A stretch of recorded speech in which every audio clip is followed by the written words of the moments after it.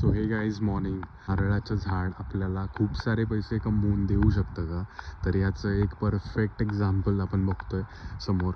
तर इथे तुम्ही समोर बघू शकताय, तर एका श्रबला म्हणजेच एका फांदीला असं म्हटलं तरी चालेल, हे जे कोंब आहेत याला जे फळं आली आहेत आत्ता नारळाची, तर किमान 25 नारळ, 15 ते 25 नारळ मिळालेले आहेत त्याच्यात. म्हणजे आत्ता समोर बघतोय आपण, तर किमान 7 ते 8 घड असे तयार झालेले आहेत. तर त्या हिशोबाने 100 नारळ इथेच तयार होतात. आणि हे जे म्हटलं जातं तर हे खरंच आहे.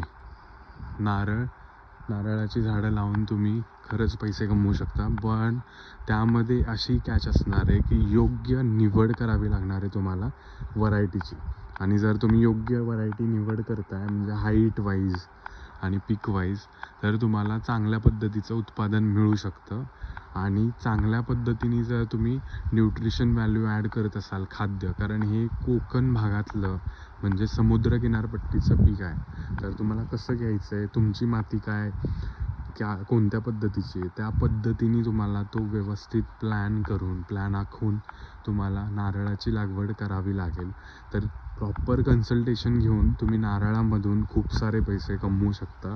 हे खरोखर बरोबर आहे, पण ह्या गोष्टींची पूर्ण प्रोफाईल तुम्हाला माहिती पाहिजे की काय असणार आहे, कोणत्या पद्धतीने. आता खूप सारी लोक असं सांगतात, नर्सरीवाले असो किंवा खूप साऱ्या बातम्या अशा आहेत की 1-2 वर्षामध्ये नारळ येतात. तर तसं नाही आहे. ज्यावेळेला तुम्ही खूप जास्त वयाचा म्हणजे मॅच्युरिटी झालेली आहे नारळाची, तो जर नारळ तुम्ही लावताय तरीसुद्धा किमान 2 वर्ष लागतात नारळ येण्यासाठी.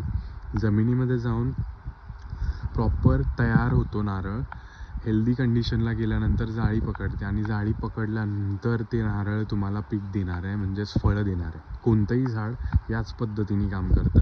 न्यूट्रिशन व्हॅल्यू हा मोठा पार्ट असणार आहे. जशी आपली ह्युमन बॉडी असते तसं स्ट्रक्चर बनलेलं आहे.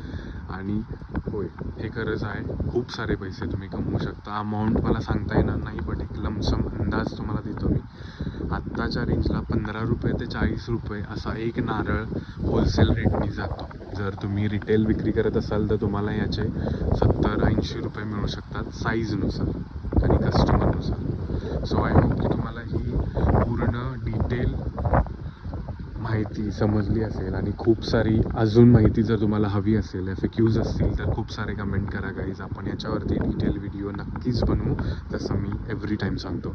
So keep planting guys. Bye.